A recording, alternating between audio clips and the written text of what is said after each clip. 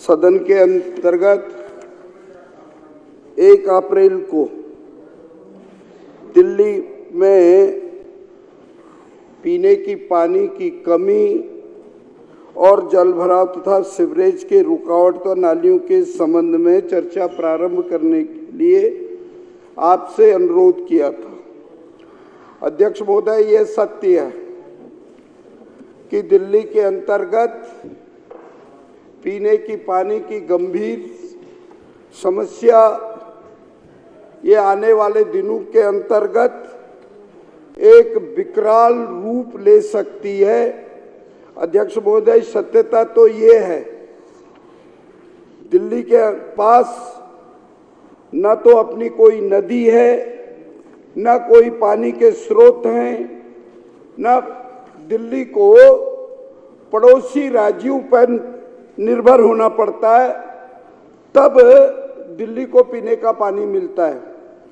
अध्यक्ष महोदय, ये भी सत्य है कि दिल्ली के लिए यदि पानी की किसी ने चिंता की थी तो मेरी सरकार 1993 के अंदर जब भारतीय जनता पार्टी की सरकार बनी तो उस समय में इसकी चिंता की गई।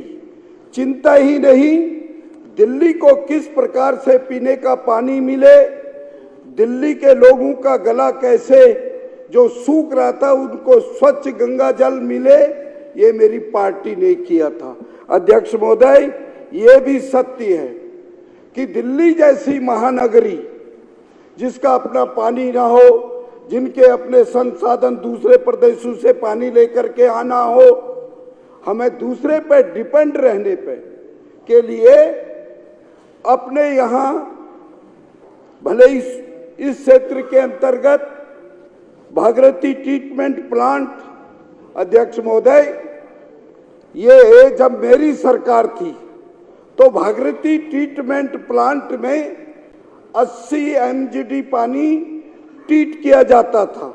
इसी सदन के अंदर जब कांग्रेस की सरकार थी और पानी वेस्टेज हो रहा था, हमने उस समय में एक बात कही थी, हमने कहा साहब इसका पूरा पानी वेस्टेज हो रहा है, इस पानी को एक्स्ट्रा और ट्रीट किया जाए जिससे दिल्ली के लोगों के प्यास की समस्या का समाधान हो।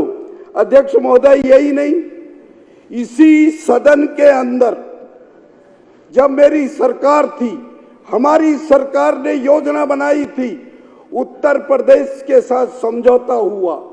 समझौता होने के बाद हमारे यहाँ पे गंग नहर के माध्यम से 140 MGD पानी का लाने का काम किसी ने किया तो उस समय की तत्कालीन सरकार भारतीय जनता पार्टी के माध्यम से हुआ। अध्यक्ष महोदय, हम इसी सदन के सदस्य जो हमारे उस समय में और अब पूर्व मुख्यमंत्री आदरणीय साहिब सिंह वर्मा जी द्वारा इसी क्षेत्र के अंतर्गत आपने देखा होगा कि हरियाणा से पानी ला करके जो दिल्ली के दूसरे शहर के अंदर ये मुनक नहर से पानी लाने का काम किसी ने किया, ये भारतीय जनता पार्टी के माध्यम से हुआ। इसकी प्लानिंग बनाई गई। अध्यक्ष महोदय, ये प्लानिंग बनाने की देन सिर्फ थी भारतीय जनता पार्टी की। हरियाणा से पानी, पंजाब से पानी, हिमाचल से पानी, ये इस प्रकार से लाया गया। अध्यक्ष महोदय, वर्तमान स्थिति क्या है कि दिल्ली को 1300 MGD के आसपास पीने का पानी चाहिए, लेकिन आज सप्लाई जो सिर्फ हो रही है ये 990 MGD। अध्यक्ष महोदय, यहाँ पे बराबर में वो सरकार बैठी थी जिन्होंने पानी के नाम से घोटाला किया और घोटाला ने ही दिल्ली के लोगों को प्यासा रहने के लिए मजबूर किया। अध्यक्ष महोदय, मैं पिछले दिनों के अंदर बार बार कहता था और मुझे जो समय याद था कि 2017 के अंतर्गत इस दिल्ली की प्यास बुझाने के लिए हमारे उत्तर प्रदेश गवर्नमेंट से एक करार हुआ था। वो करार का एक वो था कि हम दिल्ली को हम 150 MGD पानी देंगे, और 150 MGD पानी का जो स्कीम थी, जिस सरकार ने पिछले वर्षों के अंतर्गत जो इस दिल्ली की भलाई के लिए, क्या हो गया, शॉर्ट कर लो थोड़ा, शॉर्ट के मैं वैसे ही बैठ जाऊंगा यार, ये चर्चा होनी चाहिए बॉस। सुनिए, ये हमारी सरकार पे आएगा, जब खामियां इनकी थी, एक दिन खामियां उनकी थी। सर हमने भी तो सुना है ना, ये जो वास्तविक चीज है ये जनता के प्लेटफॉर्म पर आना चाहिए। अरे भाई 150 MGD पानी जिसके लिए करार हुआ, मुनक नहर की तरह एक नहर बनानी थी, उस सरकार ने वो मुनक नहर की तरह वो नहर तो बनाई नहीं।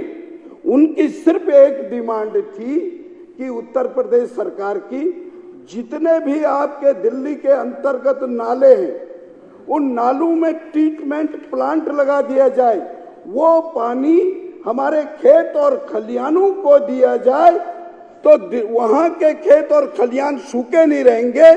दिल्ली के लोगों को 150 MGD पानी मिल करके दिल्ली की प्यास बुझाई जा सकती है।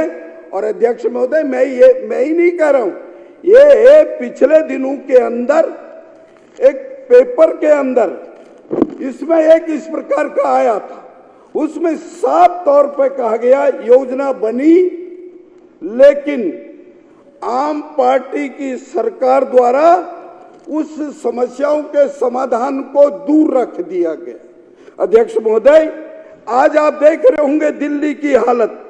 दिल्ली में यदि हम देखते हैं तो पानी से लोग किस प्रकार से त्राही त्राही कर रहे हैं, ये आप हम सब जानते हैं। एक ऐसी सरकार बैठी, करोड़ों रुपए का बजट समरसिबल के नाम से, बोरिंग के नाम से, पैसे की तो बर्बादी की गई। जो स्कीम बननी थी उस स्कीम को लागू नहीं किया। अध्यक्ष महोदय, यही नहीं, आज यदि हम पानी की समस्याओं को देखें, अध्यक्ष महोदय, ये चीजें मैं धन्यवाद करता हूं सूर्य प्रकाश खत्री का, जो इस प्रकार की बात को लेकर के दिल्ली के लोगों को जो जगाने का काम किया। गलती पिछली सरकारों की भुगतेंगे हम, तो इस प्रकार का। अध्यक्ष महोदय, यही नहीं, जो भी बड़ी बड़ी पाइपलाइन आ रही है वो बहुत लीकेज है। यदि उस लीकेज को ठीक कर दिया जाए तो दिल्ली का पानी जो बर्बाद हो रहा था उससे वो बच सकता है।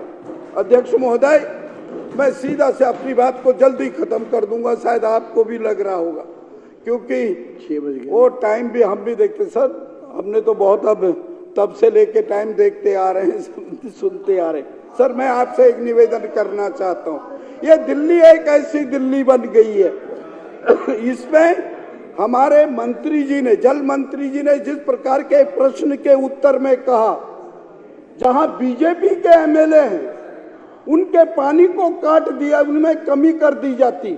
उस दिन प्रश्न के उत्तर में जब विपक्ष के लोग चिल्ला रहे थे, अध्यक्ष महोदय, मेरी विधानसभा जहां से मैं अब चुनाव लड़ा हूं, यहां 30 MGD पीने की पानी की आवश्यकता है, लेकिन मिलता कितना है, सिर्फ 5 MGD।